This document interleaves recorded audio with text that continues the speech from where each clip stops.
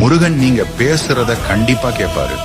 அது எப்படின்னு தெரிஞ்சுக்க இந்த வீடியோவுக்கு ஒரு லைக் செஞ்சுட்டு முழுமையாக பாருங்கள். நீங்கள் தினமும் திருநீர் பூசும்போது நான் சொல்லும் இந்த மந்திரத்தை சொல்லிக்கொண்டே பூசுங்கள். வந்த வினையும் வருகின்ற வல்வினையும் கந்தன் என்று சொல்லிட கலங்குமே.